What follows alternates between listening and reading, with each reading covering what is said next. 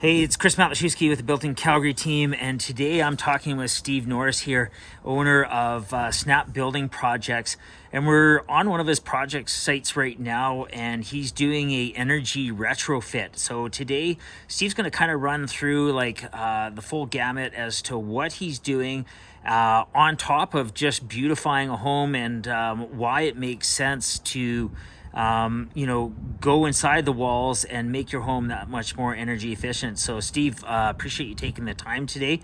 Share with us a little bit here about some of the things that you're doing on this home. Well, we're taking a 1955 bungalow and needed new shingles, new siding, some new windows, furnace and hot water tank were aging. So because of all those things needing to be replaced due to normal home maintenance, at the same time, we might as well make it energy efficient at the same time. So we're doing a whole bunch of things to make it more airtight, more well insulated, and then we're improving the mechanicals as well too. And eventually we'll be putting solar PV on it as well. So talk to us a little bit about some of the things that you got here. You're building out your walls, the windows, you've got some spray foam insulation going into the soffit, and then underneath your footing there and behind you, what you're doing to improve the efficiency. So yeah, well, the keys to a retrofit are insulation and air tightness first, and then you can look at mechanical systems. And then if you are able to put renewable energy source like PV on it, that's kind of the final stage. But the first steps are super important, and that's driving down your total load by being more airtight and more insulated. So we've started with the attic and the ceiling. We've sucked out the original wood chip and fiberglass insulation, and then done a bunch of manual air sealing up there with caulking and spray foam, just hitting any holes, inconsistencies in the air barrier there to make it more airtight. Then we've spray foamed the connection between the ceiling and the attic. I try to minimize the use of spray foam where possible. It's not a great environmental product, but it has a lot of good qualities for insulation and airtightness. And where your wall meets your roof is only about 2.5 inches, so we needed to maximize the amount of insulation and airtightness in that space. So what we've done here is spray foam just the perimeter of the house, and we have some air barrier that's tied into that as well too, and it will come down over our walls. Now what we're doing with the walls here is we've stripped off all the original cladding, and then we've built out the walls 8 inches with just standard materials, 2x2, some plywood gussets, standard framing nails to make it very simple and easy to do. And what we'll be doing is putting netting over this and then blowing in dense packed cellulose. It's a recycled natural product, and it will add about R30 to our original walls that are about R10, so we end up with an R40 assembly at the end of the day. So we've hit both the air tightness components and the insulation improvement as well too. And what's the standard R value currently right now that's accepted? Well, if you're going super energy efficient like we are here, there's kind of a general rule that you want your foundation to be R20, you want your walls to be R40, and you want your roof to be R60. That's kind of the standard. And what we're working towards here is a 2050 net zero standard. The government would like to see all of our existing buildings in Canada to that standard by 2050, which is a large ask. And so this is just one of the ways to get there. Okay.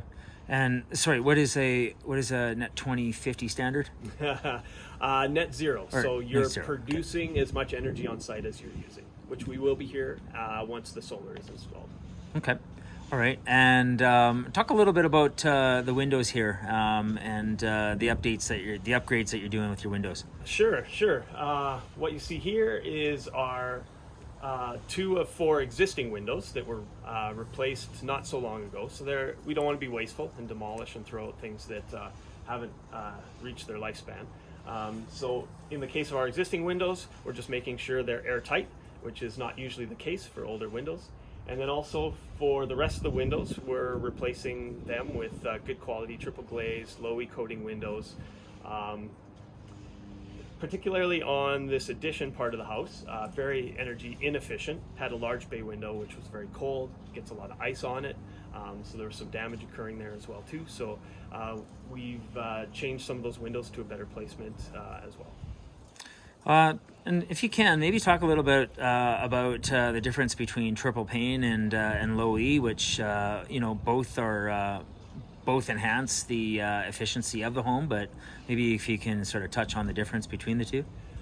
Yeah, triple glaze is, like it sounds, another layer of glass, and it's very good for sound insulation and energy efficiency as well too. It's not a large upgrade. It's generally in the 10% range.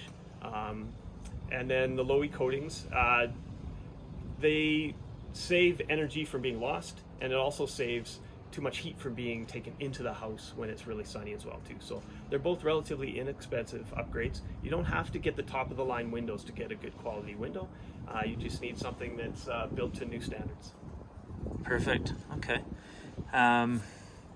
Well, next we're going to talk a little bit about mechanical, and then we'll finish off by talking a little bit about solar, some of the energy grants that are coming available, and so let's head over and talk about heat exchangers. All right.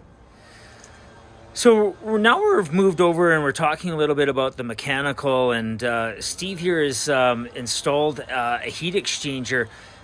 Tell us a little bit about heat exchangers, and you're almost eliminating the need for a furnace and an AC unit. So this is almost a 2-in-1 in one sense, but can you go a little bit more in detail as to why you chose to do a heat exchange unit? Yeah, well, I'll give you a little bit of background first. So in an energy retrofit, what you want to do is get an energy model. So you go to an energy advisor who basically does a calculation on your house to say, look, this is how much energy you're going to need to heat your home. Especially after you do all the insulation and air tightness measures that we talked about, you're reducing your heating load. So in this particular house, we've taken our heating load and reduced it by about 2/3. So now you can go with a smaller, simpler mechanical system. So what we have here is an air source heat pump. And what that does is it works like an AC unit, but it works in both seasons. It just works in reverse in the wintertime. And so what it's doing is using refrigerant as the medium. And we have almost, it looks like a furnace in the mechanical room, but it's actually a fan coil. And it just takes the heat off of those lines that come in and uses it to heat the home and to cool the home in the summertime, which is one of the fringe benefits of having an air source heat pump as well too. So, and it also does it at a very efficient rate. So at optimal temperatures, this thing works at about 4 times the efficiency of a furnace. Perfect. So that's a little bit of a rundown as to how to make your home a little bit more energy efficient. Steve, I appreciate you taking the time today to share your insights and be on site with your project here. I see that the government is offering energy rebates. I'm going to be for the first to throw it out there that we've heard that it may be a bit of a challenge to get all your paperwork in place, but what essentially is involved if somebody wants to subsidize some of the improvements on the efficiency of their home? Well, their energy efficient incentives have changed rapidly over the last number of years. Right now there's through the Canada Greener Homes Grant, there is a $5,000 rebate. And then they have also just recently released a $40,000 no interest for 10-year loan through the Canada Greener Homes Grant as well too. The city is also about to release another $40,000 low interest loan that goes on your property taxes called the Clean Energy Investment Program. So that's in the works. So there are a number of things coming out, and they can be a little onerous to apply for, but they're definitely worth it to help finance these improvements. So the most important thing is being clear and making sure you get your energy modeling done up front, because they have to submit the right documentation, and then they come back at the end, evaluate what you've done, and then you make application for those loans. So, it's quite evident to me that, you've got a lot of knowledge about not only how to retrofit and make your home more energy efficient, how to apply for grants. How does somebody, if they want to get in contact with you, learn a little bit more and maybe seek your assistance on making their home more efficient? Yeah, just reach out to me anytime. My email is steve@snapbuilding.ca.